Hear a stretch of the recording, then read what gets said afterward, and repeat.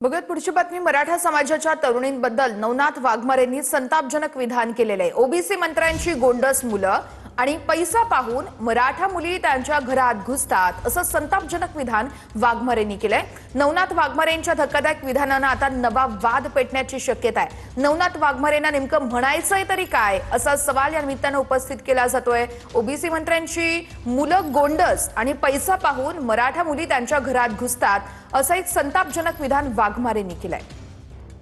स्वतः बावनकुळे साहेबांनी सांगितले माझी सून मराठा आहे, माझी बायको कुणबी आहे, त्यांच्या घरात सगळे सोयरे घुसले असतील आणि बावनकुळे साहेबांचे एकट्याच नाही, अनेक मंत्र्यांच्या घरात मराठ्यांच्या मुली घुसलेल्या आहेत।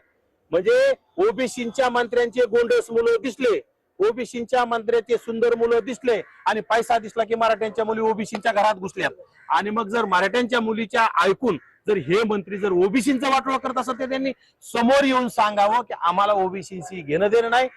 नवनाथ वाघमारेंच्या या वक्तव्यानंतर सोलापूरच्या माढ्यामध्ये त्यांच्या विरोधात घोषणाबाजी करण्यात आली आहे। मराठा समाजाच्या मुलींबद्दल केलेल्या वक्तव्याचा माढ्यामध्ये निषेध नोंदवण्यात आलाय।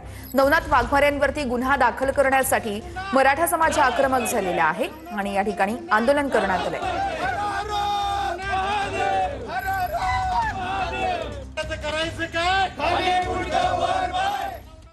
तर तिकडे वाघमारेंच्या संतापजनक विधानावरून नांदेडमध्ये देखील मराठा महिला आक्रमक झाल्यात। नवनाथ वाघमारे नांदेडमध्ये आल्यास तोंडाला काळं फास होणार असा इशाराच मराठा समाजाच्या महिलांनी दिलाय।